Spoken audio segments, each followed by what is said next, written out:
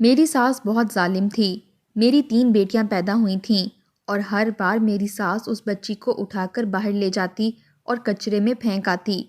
جب میں بیٹی کو لینے جاتی تو کچرے میں بیٹی نہ ہوتی اور پھر میری ساس کہتی، جتنی بچیاں پیدا کرو گی انہیں کچرے میں ہی پھینکوں گی۔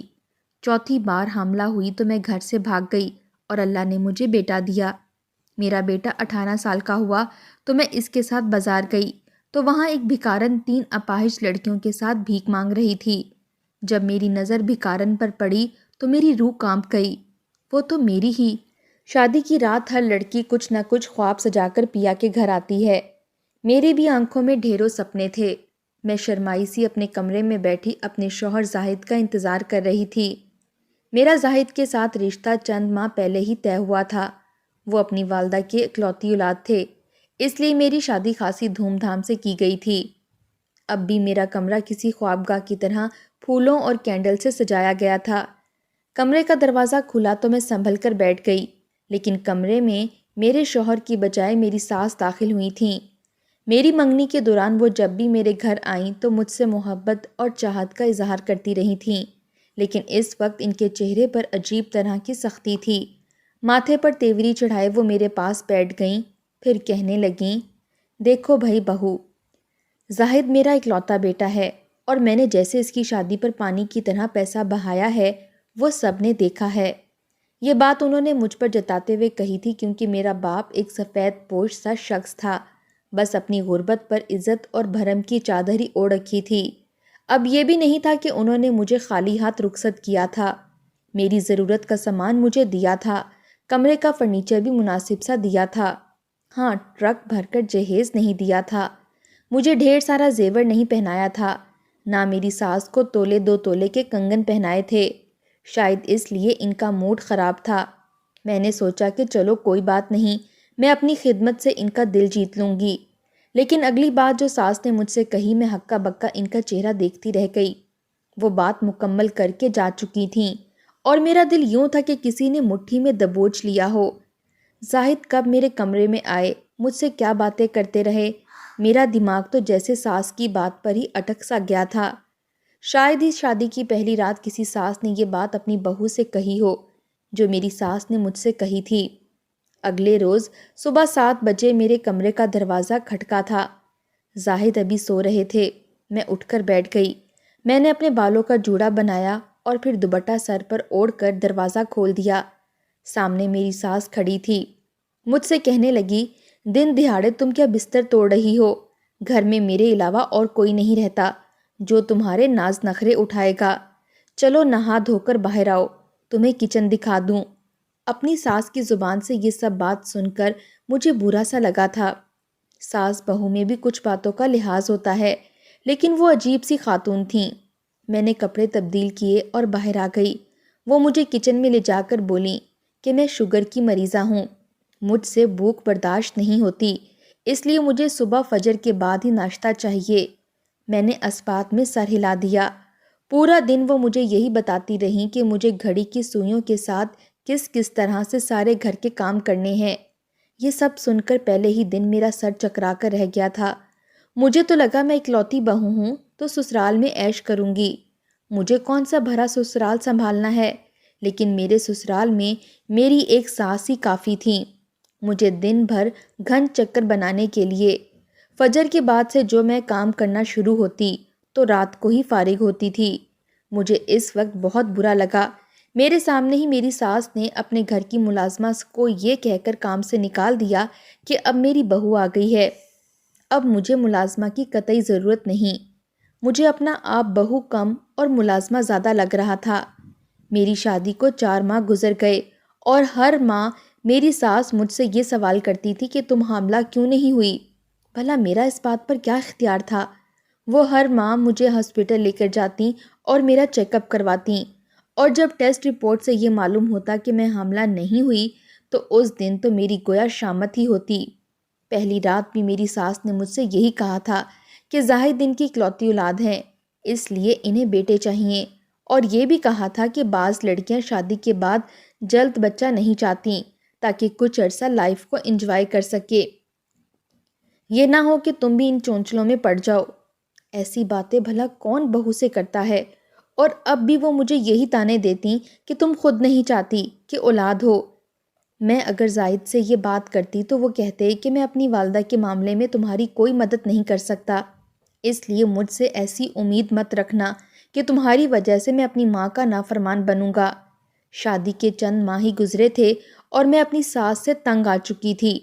ہر وقت وہ کسی عذاب کی طرح سے میرے سر پر سوار رہتیں۔ دن میں گھڑی کی سوئیوں کے حساب سے کام کرتی تھی۔ میری ساس کو ہر 2 گھنٹے کے بعد کچھ نہ کچھ کھانا ہوتا کیونکہ وہ شوگر کی مریضہ تھیں۔ اس دن میں نے شکر کا کلمہ پڑھا تھا جب ڈاکٹر نے مجھے کہا کہ میں امید سے ہوں۔ اس دوران میری ساس نے مجھ پر بس یہ احسان کیا تھا کہ صفائی کے لیے ملازمہ رکھ دی تھی۔ میں نے سوچا چلو اچھا ہے کہ دوپہر کو چند گھنٹے آرام کر لیا کروں گی، لیکن میری ساس نے مجھے لمبی چوڑی فہرست ایسے وظائف کی تھما دی جسے پڑھنے سے بیٹا ہوتا ہے۔ کہنے لگیں کہ یہ سب تم میرے سامنے پڑھو گی، مجھے تم پر اعتبار نہیں ہے، کیا خبر تم ان میں سے کوئی ایک وظیفہ چھوڑ دو اور منحوس بیٹی پیدا ہو جائے۔ پھر کہنے لگیں کہ یاد رکھنا، بیٹی ہوئی تو کچرے دان میں جا کر پھینک دوں گی۔ نہایت ہی غضبناک لہجے سے میری ساس نے یہ کہا تھا۔ وہ وظائف اتنے زیادہ تھے کہ 2 گھنٹے مجھے پڑھنے میں لگ جاتے تھے۔ ایک میری ساس مجھے فجر کے وقت ہی جگا دیتی تھیں۔ پھر میں جس کنڈیشن میں تھی مجھے نیند بہت زیادہ آتی تھی۔ جب میں ساس کے کمرے میں بیٹھی وظائف پڑھ رہی ہوتی تو پڑھتے پڑھتے کئی بار اونگنے لگ جاتی۔ مجھ پر نیند کا ایسا غلبہ چھاتا کہ میں بے اختیار ہو جاتی۔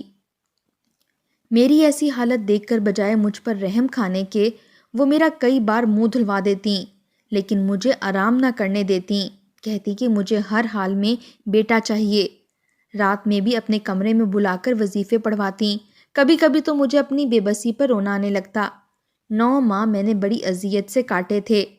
پھر میری ساس کہنے لگیں کہ وہ مجھے ہاسپٹل لے کر نہیں جائے گی بلکہ دائی گھر پر بلائے گی، کیونکہ آج کل کی لڑکیاں اپنی سہولت کی خاطر آپریشن کو ترجیح دیتی ہیں، اور لیڈی ڈاکٹرز کو بھی ظالم ساس کی جھوٹی کہانی سنا کر کہتی ہیں کہ آپریشن ہی کر دیں تاکہ تکلیف نہ سہنی پڑے۔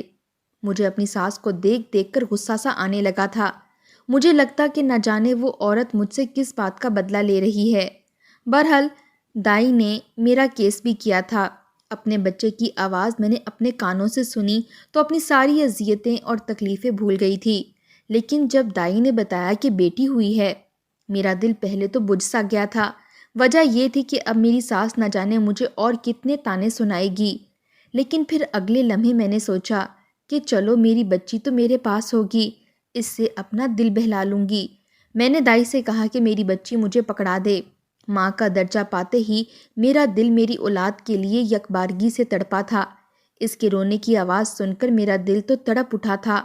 ماں کا درجہ پاتے ہی دل کی کیفیت بدل گئی تھی۔ دل چاہا اس ننھے منھے وجود کو میں اپنی گود میں بھر لوں، اسے سینے سے لگا کر اپنی ممتا کو تسکین دوں، لیکن دائی کہنے لگی، پہلی اولاد ہے تمہاری، ساس کو پہلے دکھاؤ اور اسے کہو کہ 2 کلو مٹھائی دے مجھے۔ میں اس دائی کو کیا کہتی، اور اس دائی کو میں کہتے کہتے ہی رہ گئی کہ مجھے میری بچی ایک بار پکڑا دے۔ میں نے اسے ابھی ایک نظر دیکھا تک نہیں ہے، لیکن وہ مسکرا کر کہنے لگی کہ تمہاری ہی ہے، تمہارے پاس ہی تو اس نے رہنا ہے، پہلے ذرا میں اس کی دادی سے تو اسے ملوا دوں۔ وہ دائی میری بچی کو باہر لے گئی۔ میں نے اپنی آنکھیں بند کر لیں، لیکن دل بڑی تیزی سے دھڑک رہا تھا کہ دادی کا تو منہ ہی پوتی کو دیکھ کر پھول جائے گا، وہ کہاں مٹھائی بانٹیں گی۔ مجھے لگا کہ 10 منٹ میں دائی میری بیٹی کو واپس لے آئے گی، لیکن آدھا گھنٹہ گزر گیا لیکن وہ نہیں آئی۔ اب تو میری بے چینی عروج پر تھی۔ دائی ابھی تک میری بچی واپس کیوں نہیں لائی تھی؟ بچی کی پیدائش کے ہوتے ہی دائی مجھ سے کہہ رہی تھی کہ تمہاری بیٹی مجھے بھوکی لگ رہی ہے، بس اس کی دادی سے اسے ابھی 2 منٹ ملوا کر لائی، لیکن اب تو 1 گھنٹے سے اوپر ہو گیا تھا۔ دائی کا کچھ اتا پتا نہ تھا۔ میں نے ہمت کی اور اٹھ کر بیٹھ گئی، بامشکل ہی سہی، لیکن میں نے شال سے خود کو لپیٹا اور کمرے سے باہر نکل آئی، لیکن باہر تو کوئی بھی نہ تھا۔ پورا صحن خالی تھا، نہ دائی تھی، نہ میری ساس، اور نہ ہی مجھے میری بیٹی کہیں نظر آئی۔ شوہر تو میرا اپنے کام کے سلسلے میں دوسرے شہر گیا تھا، اس نے اگلے روز واپس لوٹنا تھا۔ میں نے دھیرے دھیرے چلتے ہوئے پورے گھر کو دیکھ لیا۔ نہ میری ساس کہیں نظر آئی اور نہ ہی میری بیٹی۔ کچھ دیر بعد باہر کا دروازہ کھلا تھا۔ سامنے میری ساس نہایت غصے میں کھڑی تھی۔ میں نے اپنی ساس کو خالی ہاتھ دیکھا تو میرا دل دھک سے رہ گیا تھا۔ میں نے کہا، میری بچی کہاں ہے؟ جو جواب میری ساس نے مجھے دیا میری روح کو لرزا دینے والا تھا۔ کہنے لگی، میں نے تم سے پہلے بھی کہا تھا کہ بیٹا ہونا چاہیے۔ اگر بیٹی ہوئی تو کچرے دان میں پھینک دوں گی۔ میں نے تمہاری بیٹی کو کچرے دان میں پھینک دیا ہے۔ اب تو اسے کتے بلیاں بھی کھا چکے ہوں گے۔ یہ سننے کی دیر تھی کہ میرے ہوش ہی اڑ گئے۔ حالانکہ میں نے ابھی ایک بہت بڑی تکلیف برداشت کی تھی۔ مجھ میں چلنے کی سکت تک باقی نہ تھی، لیکن میری ساس نے بات ہی کچھ ایسی کہی تھی کہ مجھے لگا میرا دل ہی پھٹ جائے گا۔ میں نے اپنی ساس کو پیچھے ہٹایا اور باہر نکل گئی۔ میں نہیں جانتی تھی کہ کیسے۔ میں لڑکھڑاتے قدموں کے ساتھ کچرے دان میں پہنچی تھی اور کچرے کے ڈھیر کے پاس پہنچ کر میں وہیں بیٹھ گئی۔ اذیت، تکلیف شاید چھوٹا لفظ تھا جو میں سہ رہی تھی۔ وہ بہت بڑی آزمائش تھی، ظلم تھا۔ میں وہاں بیٹھی پھوٹ پھوٹ کر رو رہی تھی، اپنے دونوں ہاتھوں سے کسی پاگل دیوانے کی طرح کچرے کو الٹ پلٹ کر رہی تھی، لیکن مجھے میری بچی نظر نہیں آئی۔ میرے ہاتھ کچرے کے گند سے بھر چکے تھے، لیکن مجھے کہیں بھی میری بچی نہیں مل رہی تھی۔ ابھی وہیں بیٹھی روتے ہوئے کچرے کے ڈھیر کو دیکھ رہی تھی کہ مجھے پیچھے رکھے کچرے میں ہلچل سی محسوس ہوئی۔ اس سے پہلے میں اس جانب جاتی مجھے کتے کے غرانے کی آواز آئی۔ میرا تو دل ہی دھڑکنا بھول گیا تھا۔ مجھے یہ بھی پرواہ نہ تھی کہ وہ کتا میرے ساتھ کیا کر سکتا ہے۔ میں کھڑی ہو گئی۔ میرے کپڑے اور ہاتھ اس وقت اتنے گند سے بھر چکے تھے۔ میں اس کچرے کے ڈھیر کے اندر اس جگہ جانے لگی جہاں مجھے کتے کی آوازیں آ رہی تھیں۔ جب میں وہاں پہنچی تو یہ دیکھ کر میری جان ہی نکل گئی کہ کتا کچھ کھا رہا تھا اور اس کے منہ پر خون لگا ہوا تھا۔ یہ دیکھ کر میں چلا چلا کر رونے لگی، اس کتے کو مارنے لگی۔ وہ میری بچی کو کھا چکا تھا۔ میری ننھی منی بچی اس کا نوالا بن چکی تھی۔ میرا شور سن کر بہت سے لوگ وہاں جمع ہو گئے۔ وہ کتا میری جنونی انداز پر بھاگ گیا تھا۔ مجھ سے لوگ میرے رونے اور چلانے کی وجہ پوچھنے لگے۔ میں نے کہا، وہ کتا میری بچی کھا گیا ہے، اس کتے نے میری معصوم بچی کو نوچ کھایا ہے۔ لیکن سب مجھے پاگل سمجھ رہے تھے۔ وہاں سے میری ملازمہ کا گزر ہوا تو مجھے اپنے ساتھ میرے گھر لے گئی۔ میری ساس کو میرے غم کی کوئی پرواہ نہ تھی، مجھے اپنی ہوش نہ تھی۔ میں روئے جا رہی تھی۔ ملازمہ نے ہی مجھے کپڑے تبدیل کروائے تھے، مجھے گلے سے لگا کر تسلی بھی دی تھی۔ رات کو میرا شوہر آیا تو اس کی آنکھیں بھی سرخ ہو رہی تھیں۔ کہنے لگا، اللہ کی مرضی ہے، میں اور تم کیا کر سکتے ہیں؟ مجھے امی نے بتایا کہ بچی پیدا ہوتے ہی مر گئی تھی، اس لیے اسے جلدی دفنا بھی دیا۔ مجھے جیسے ہی پتہ چلا میں اپنا کام چھوڑ کر واپس آ گیا۔ اپنے شوہر کے منہ سے یہ سب سن کر میرے صبر کا پیمانہ لبریز ہو چکا تھا۔ میں چلانے لگی۔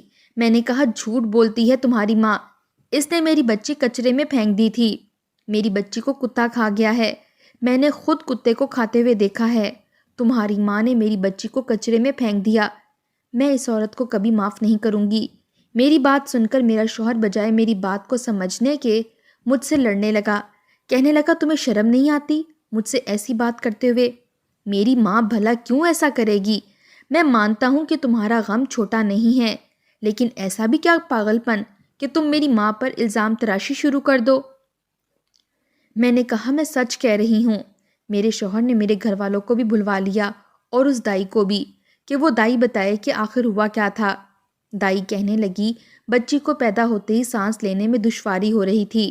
جیسے ہی میں اسے باہر لائی تو اس کا سانس اور زیادہ اکھڑنے لگا اور وہ بچی 10 منٹ کے اندر اندر دم توڑ چکی تھی اور نیلی ہونے لگی تھی۔ تمہاری بیوی کو اس لیے نہیں بتایا کہ وہ ایک تکلیف برداشت کر کے ہٹی تھی، اتنا بڑا غم اچانک سہ نہیں سکتی تھی اور نہ ہی آنکھوں سے اپنی مری ہوئی بیٹی کو دیکھ سکتی تھی، اس لیے بڑی بیوی میرے ساتھ ہی قبرستان میں اسے جا کر دفنا کر آ گئیں۔ میرے شوہر نے یہ سن کر میری والدہ سے کہا کہ واپس لے جائیں اپنی بیٹی کو۔ اس کی ہمت بھی کیسے ہوئی میری ماں پر الزام لگانے کی؟ میرا شوہر غصے سے بھپھرا پڑا تھا۔ میرے ماں باپ صرف اس لیے چپ تھے، میرے سسرال والوں کے معاملے میں پیسے میں کم تھے۔ ہم 4 بہنیں ہی تھیں، بھائی کوئی نہیں تھا۔ زاہد نے کہا کہ لے جائیں اسے ابھی یہاں سے، جب اس کا دماغ درست ہو جائے تو بتا دیجیے گا، میں لینے آ جاؤں گا۔ اس وقت جتنے غصے میں زاہد تھے اتنا ہی غصہ مجھے آ رہا تھا۔ اگر سچ میں میری بیٹی مر چکی تھی تو میری ساس نے جھوٹ کیوں بولا؟ میں میکے واپس چلی گئی۔ میں نے اپنی ماں کو سب کچھ سچ سچ بتا دیا۔ میری والدہ میرے سامنے ہاتھ جوڑ کر رونے لگیں، کہنے لگیں تمہاری دوسری بہن کی بڑی مشکل سے ایک جگہ بات طے ہوئی ہے۔ اگر تم گھر آ کر بیٹھ گئی تو دوسری کا بھی رشتہ ٹوٹ جائے گا، اور اگر ایک بیٹی کو طلاق ہو جائے تو لوگ الزام عورت پر ہی لگاتے ہیں۔ اس کی دوسری بہنوں کو بھی کوئی نہیں پوچھتا۔ سب کہتے ہیں جب ایک نے گھر نہیں بسایا تو دوسری بھی نہیں بسائے گی۔ میں چپ سی ہو گئی تھی۔ میری ماں ہاتھ جوڑے مجھ سے اس جہنم میں جانے کا کہہ رہی تھی جہاں وہ جلاد عورت رہتی تھی، جس کے سینے میں دل نہیں پتھر رکھا تھا۔ میں نے اپنی والدہ کے دونوں ہاتھ پکڑ لیے اور کہا کہ آپ فکر نہ کریں، میں واپس چلی جاؤں گی۔ چند دن بعد میں نے خود زاہد کو فون کیا، اسے کہا مجھے معاف کر دیں۔ میں صدمے کی حالت میں تھی، مجھ سے غلطی ہو گئی۔ میری بات سن کر وہ مجھے لینے آ گئے، لیکن گھر پہنچتے ہی کہنے لگے پہلے میری ماں کے پاؤں پکڑ کر اس سے معافی مانگو، پھر ہی تم اس گھر میں رہ سکتی ہو۔ میرے پاس پیچھے کا کوئی راستہ ہی نہ تھا، اس لیے اپنی ساس کے پاؤں پکڑ کر میں نے معافی مانگ لی۔ وہ اس وقت ایسے کرسی پر ٹانگ رکھ کر بیٹھی تھی جیسے انسان سے فرعون بن چکی ہو۔ میری زندگی پھر کسی مشین کی طرح سے گزرنے لگی تھی۔ دوسری بیٹی ہوئی تو تب بھی یہی کہا گیا کہ بیٹی پیدا ہوتے ہی مر گئی تھی، لیکن اس بار میں نے اپنی بیٹی دیکھی تھی، اسے سینے سے بھی لگا کر پیار کیا تھا، وہ صحت مند تھی۔ عجیب بات میرے لیے یہ تھی، اس بار بھی میرا شوہر دوسرے شہر کام سے گیا تھا۔ دائی میری بیٹی کو باہر لے کر جاتی تو پھر میری بچی کی مردہ ہونے کی خبر ہی مجھ تک پہنچتی۔ میری ساس ان دنوں بہت خوش تھی، کہنے لگی تیری دوسری بیٹی کو بھی میں نے کچرے میں پھینکا ہے کیونکہ مجھے پوتا چاہیے۔ جب تک تجھے بیٹا نہیں ہو جاتا میں یوں ہی تیری بیٹیوں کو کچرے کا ڈھیر بناتی جاؤں گی اور تم میرا کچھ نہیں بگاڑ سکتی۔ زاہد ہمیشہ میری بات پر اعتبار کرے گا۔ یہ بات تو میں بھی سمجھ چکی تھی کہ میرا شوہر صرف ایک ظالم عورت کا فرمانبردار بیٹا ہے، وہ صرف اپنی ماں کی بات پر ہی ایمان لائے گا، میری بات پر یقین نہیں کرے گا۔ جب میں تیسری بار امید سے ہوئی میں نے رو رو کر دعا کی کہ بیٹا ہو جائے، لیکن تیسری بار بھی بیٹی ہی ہوئی تھی۔ اس بار بھی میرا شوہر دوسرے شہر تھا۔ کبھی تو مجھے یہ لگتا کہ شاید میرا شوہر بھی میری ساس کی طرح یہی چاہتا ہے، جو کچھ ہو رہا ہے شوہر بھی برابر کا شریک ہے۔ اب مجھے اپنے شوہر سے بھی کوئی دلچسپی نہیں تھی۔ چوتھی بار جب میں امید سے ہوئی تو میں نے سوچ لیا کہ اس بار اپنے بچے کی قربانی نہیں دوں گی۔ میں گھر سے بھاگ گئی، بس میں بیٹھ کر دوسرے شہر چلی گئی۔ وہاں میں نے ایک امیر گھر میں ملازمت کر لی اور پھر پیچھے پلٹ کر نہیں دیکھا۔ اس بار میرے گھر بیٹا پیدا ہوا تھا۔ میں جانتی تھی اگر اب میں واپس گئی تو شوہر اور ساس میری بہت قدر کریں گے، لیکن میرا دل خراب ہو چکا تھا۔ جس گھر میں میں ملازمت کرتی تھی وہ ایک نیک دل خاتون تھیں، اس کے آگے پیچھے کوئی نہ تھا۔ میں نے اس عورت کی بہت خدمت کی، مرنے سے پہلے اس عورت نے اپنی ساری جائیداد میرے نام کر دی۔ اب میں غریب نہیں رہی تھی، بہت زیادہ امیر ہو چکی تھی، اتنی کہ میرے گھر میں 10 ملازمین تھے۔ وقت یوں ہی گزرنے لگا، میرا بیٹا اب بڑا ہو گیا تھا، 18 سال کا ہو گیا تھا۔ ایک بار میں اس کے ساتھ بازار گئی تو وہاں میری نظر 3 جوان مگر اپاہج لڑکیوں پر پڑی۔ اچھی خاصی جوان اور خوبصورت تھیں، لیکن تھیں اپاہج۔ میں نے انہیں اچھے پیسے دیے تھے، لیکن نہ جانے کیوں وہ مجھے دیکھے جا رہی تھیں۔ میں نے ان سے پوچھا کہ وہ یہاں اکیلی ہیں؟ وہ کہنے لگی نہیں، ایک بوڑھی اماں بھی ہے۔ میں نے سوچا چلو اس بوڑھی اماں سے بھی مل لیتی ہوں، اسے بھی صدقہ خیرات دے دوں گی، لیکن جیسے ہی میری اس عورت پر نظر پڑی میرے ہوش ہی اڑ گئے۔ میں کیسے اس عورت کی شکل بھول سکتی تھی؟ وہ عورت میری ساس تھی، وہ بھی مجھے پہچان گئی تھی۔ مجھے دیکھ کر رونے لگی، معافیاں مانگنے لگی، کہنے لگی مجھے تمہاری بد دعا لگ گئی، میں نے تم سے تمہاری اولاد کو دور کیا تھا۔ میرا بیٹا زاہد مجھ سے دور ہو گیا، وہ دبئی نوکری کرنے گیا تو واپس ہی نہیں آیا، اس نے وہیں شادی کر لی اور پھر واپس پلٹ کر مجھے نہیں دیکھا، نہ ہی مجھے پوچھا کہ میں زندہ ہوں یا مر گئی۔ پھر مجھ سے کہنے لگیں میں نے تمہاری بیٹیوں کو کچرے میں نہیں پھینکا تھا بلکہ اسی دائی کے حوالے کر دیا تھا کہ وہ جو چاہے کرے، لیکن مجھے نہیں پتا تھا کہ وہ دائی انہیں اپاہج کر کے بھیک منگوائے گی۔ جب میرا سب برباد ہو گیا تو میں اسی دائی کے پاس آئی تو پتہ چلا کہ اس نے میری تینوں پوتیوں کو اپاہج کر دیا ہے۔ میرے پاس کسب معاش کا ذریعہ بھی نہ تھا، اس لیے میں بھیک مانگنے لگی۔ جب مجھے پتہ چلا کہ وہ اپاہج لڑکیاں میری بیٹیاں ہیں تو میں نے انہیں سینے سے لگا لیا، انہیں اپنے ساتھ اپنے گھر لے گئی۔ لیکن میں بے ضمیر نہ تھی اپنی ساس کی طرح، اس لیے اسے بھی ایک کوارٹر میں رکھ لیا۔ اپنی بچیوں کا علاج کرایا، وہ بالکل ٹھیک ہو گئیں تو ان کی شادیاں کروا دیں۔